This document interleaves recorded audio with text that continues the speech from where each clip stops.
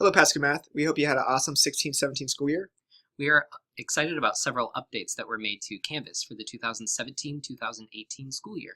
And because of all the good work that's been done in the past, this year we were able to make some tweaks and small edits to an already good resource. As you go through the Canvas pages, you're going to notice there are some changes to the buttons that are on the side of the Canvas page, as well as these links that live at the top of the homepage for the Secondary Math Learning Network. The first link is to our announcements. So anytime there's new information or there's just a change to maybe a curricular resource, that will always live here. The next link is to our assessment resources, and that includes the district assessment resources as well as the state assessment resources. Any information you need, you can get there. And then finally, there's our Math SharePoint. That's where our documents for our curricular units are housed. So any paper copies of anything you might want will live in that SharePoint. So let's say you are a 6th grade teacher and I want to know what is the curriculum for next year. So what I'm going to do is I'm going to scroll down to grade 6 mathematics, and I'm going to go ahead and click on that link, and that will take me to this page. This is the main course homepage. And again, you'll notice the announcements, assessment resources, and SharePoint files, those same buttons that were on the Secondary Learning Network, are also there for you. Your course description is right here. And then all of your units for the year are here, as well as the pacing. They'll always be available on this page. This is where you go to get that pacing as you are planning your year. To get to a unit, each one, where last year we had a drop-down menu, this year you can actually go to the unit just by clicking that unit here. Also, you could get into Unit A by clicking on the side at any point as well, and that will take you to the unit overview. So now we're going to look at Unit A.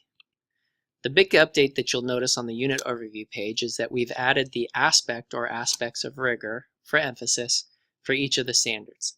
And so that doesn't mean that there's not other aspects of rigor that could be addressed by a specific standard, but those are just saying that these standards are specifically aligned to these aspects of rigor. And as expected, some standards also deal with more than one aspect, but this just helps us to be aware of what the standard calls for, and it helps us to keep that balance in our classroom. And so you'll see that at the bottom in bold underneath each standard in each of the units. Also on the unit overview page for middle school, we were able to add some specific language to the standards for mathematical practice. And that is specific to the unit that those standards are written in. So you'll see some language that actually deals with what are they going to be doing in this unit and how does it relate to that standard for mathematical practice. For high school, it still has the general idea of the standards for mathematical practice and that are going to be best addressed in a specific unit. The bottom of the page has some quick navigation to any resource that you want, and so you can click into anything that you would like to go to, or you can use the previous and the next buttons to flow through the unit as it's kind of designed to be. If you click on the coherence section, you'll basically see that this is pretty much the same and identical to what it was last year, with only a few minor adjustments that were made. And so you really may not even notice those adjustments. It's just a couple little changes, but for the most part it looks the same and it is the same information that was in there from previous years. For our textbook alignment resource, that section was updated and cleaned up in order to make this resource easier to use and clearer for our teachers. And so it's gonna look the same.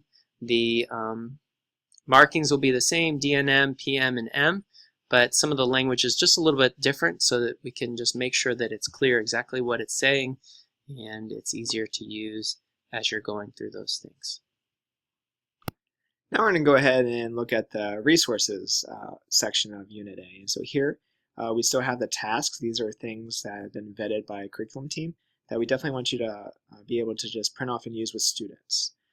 Then we have the math formative assessment system linked by standard. So these are great when you're creating your common formative assessments, just great questions to print and use.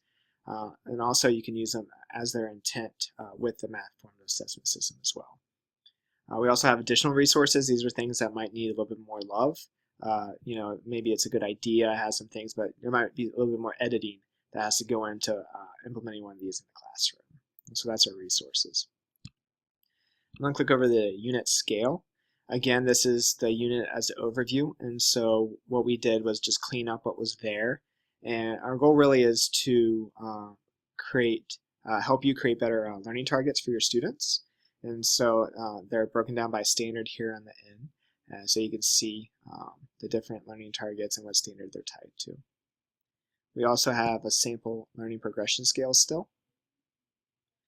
And that's just for a standard or maybe a chunk of standards. Since this is 6 NS11, that's the major standard of this unit.